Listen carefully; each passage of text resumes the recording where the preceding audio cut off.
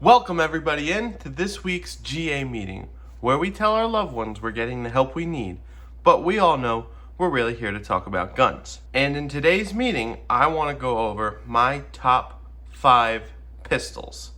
Now this is going to be only handguns, not like PCCs, no 10.5-inch AR-15s. This is strictly handguns, something you can conceal on your body, maybe depending on your statue, your frame. So without further ado, I want to bring in my number 5 pick. Now this is my top 5 of pistols that I own. So if there's a pistol you have in mind that you don't see on this video, let me know what that pistol is down in the comments so we can get it for the channel, and maybe we could do an updated top 5 video. Also, if you guys want to see top 5 rifles, top 5 PCCs, top 5 guns in general, top 5 worst guns I own, let me know that as well down in the comments. And it is my Smith & Wesson Model 29-2 Dirty Harry revolver. Now, I say Dirty Harry, but if you guys are a fan of the movies, you know that he uses a 6-inch barrel, not the 8-inch. But in the promotions for the movies, he uses the 8-inch for promoting the movie. But in the actual movie, he does use the 6-inch 44 Magnum. So this is the, I believe, 10-inch, which is just massive. But it really does fit the look of this gun.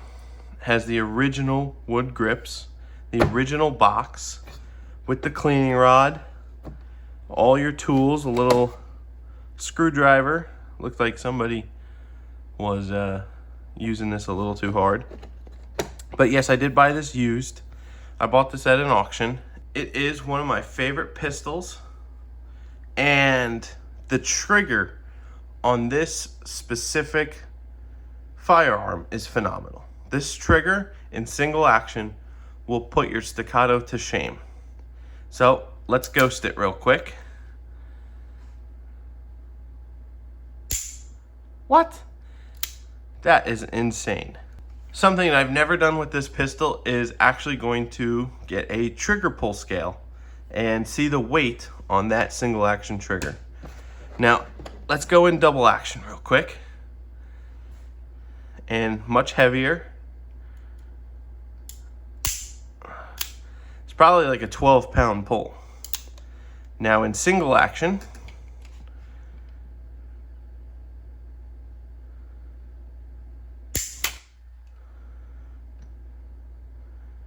if you can see that, it's just at 3 pounds.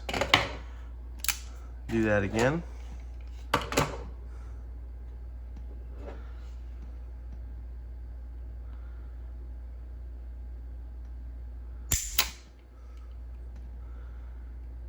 Just under, I mean, you could say that's 3 pounds again.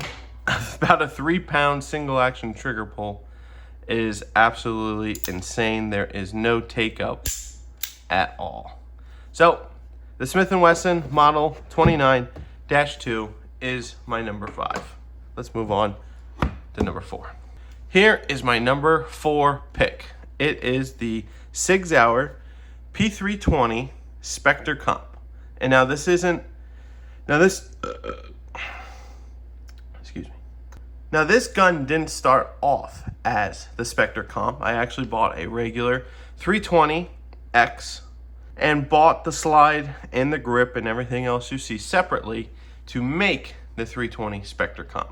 Now I do have a video on that, but I don't actually have a video of this pistol at the range. And I actually don't have a video on the Smith & Wesson yet, so if you guys want to see something on those pistols, let me know down in the comments. And for any future pistol that I bring on for the rest of this top 5, if you want to see a more in-depth video on those, let me know that as well down in the comments.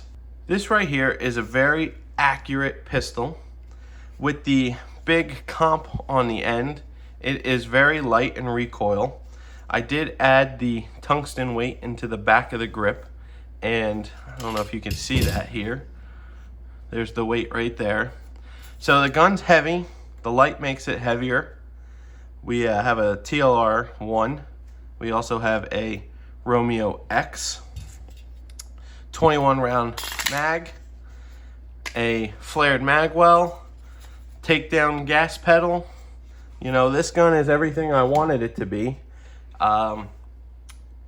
Might be replacing the optic, might not, I don't know yet. I kind of like the brand new Romeo 3 Max Pro or Pro Max, whatever it is. Has a much bigger window. With this Romeo X, it's a really nice optic, but with the suppressor high night sights, it's kind of hard to get your dot when your sight takes up most of your window. So with that bigger window on that optic, I'm thinking about maybe changing it out and putting this on something different. But this is my number 4 pick.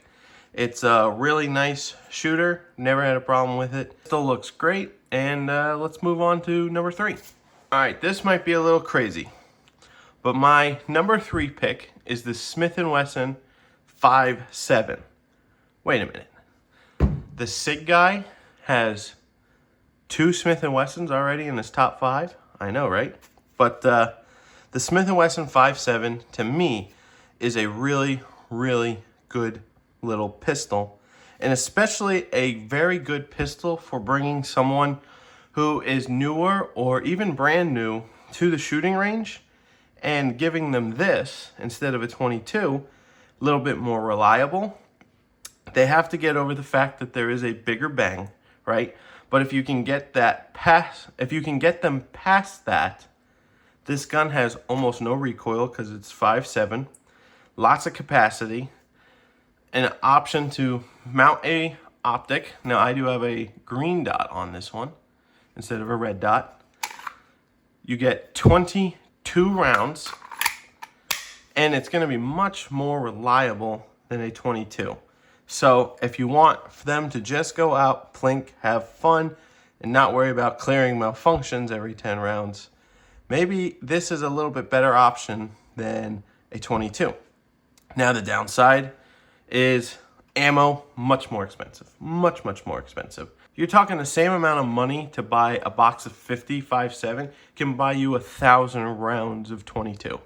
You know, that's how ridiculous the round is priced.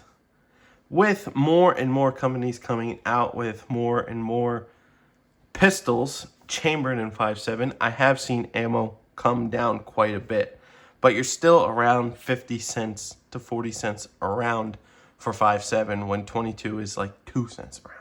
This pistol, 5.7, already has very low recoil, and with this pistol, you have a rotating gas-operated system, and it makes this pistol even more ridiculous in low recoil. Plus, it's hammer fired, not striker fired, so you get a really nice trigger pull.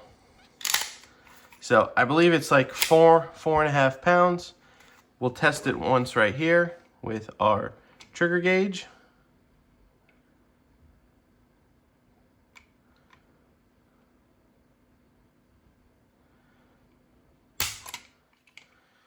And well, actually about 3.5 pounds. So 3.5 pound trigger pull is not bad for this pistol at all. So that's why I have it in my number 3. Number 2, the FNX 45 Tactical. This pistol was a pistol I've wanted for a while, and I bought it a while back on the used market. I've put about 500 rounds through it. I don't take it out that often, but 500 rounds through it, never had an issue. Single action, double action, has a safety so you can carry it or put it in your safe, cocked and locked. And that's exactly what I do with this one. This is my bedside pistol. This gets me to my bigger guns. This is my bump in the night gun. Comes with suppressor high night sights. Had an optic on it when I bought it. I took that optic off and replaced it with the Holosun 507C. Put a TLR-1 Streamlight on it. Has a threaded barrel. My thread protector was lost before I bought it, so I never had one. 15 rounds of 45 ACP coming at you. I couldn't not put a 45 on my list, and this is the best 45 pistol I have. It is extremely light recoiling for being in 45. The gun is a very heavy gun. Then plus you add a light on it and you know, fill the magazine up. That's going to help with recoil as well. It just gives you more weight.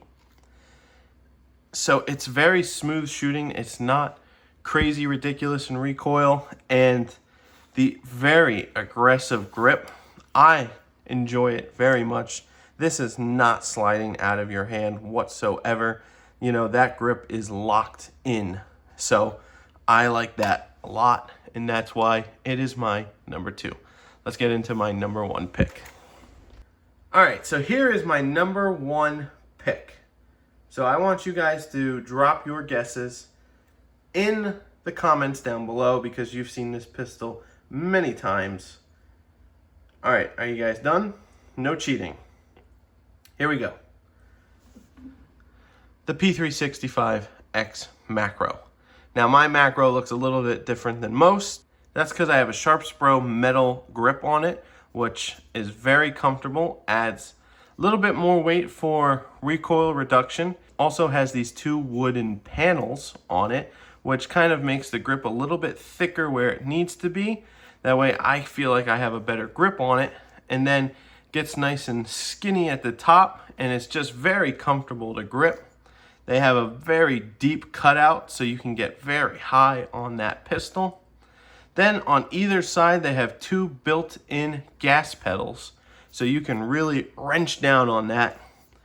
Added a TLR7 sub and a Holosun 507K, and I did add the comped slide for even less muzzle flip and less felt recoil. This is my carry pistol. I carry it all the time. I've never had a malfunction with this pistol. And out of all pistols I own, big or small, I am the most accurate with this one. Probably because I train the most with this one, but people say you're always going to be more accurate with a bigger gun. This is my smaller gun, and I'm the most accurate with it. Now, that also could be because I have 2,000 rounds through this pistol, and I train with this almost every time I go to the range, so that could help as well. But that is my number 1 pick for my top 5 pistols. That's going to be it for this video. Like I said, no honorable mentions today. If you guys do want to see a part 2 on 5 more of my top 5 pistols, definitely can do that. You just got to let me know that down in the comments. If you want to see a full-length review video on any of these pistols, I think the only one I actually have a full review on is this one right here. The other 4 I don't really have full reviews on, so if you guys want to see that, let me know that down in the comments as well. If you did enjoy this top 5, leaving a like on it helps me out a lot. We are a new channel here, and we're trying to grow, get to 1,000 subscribers. So if you could get down there and smash that subscribe button, that would help us out a lot. But that's all I got for you this week. Until I see you guys in our next GA meeting. Thanks.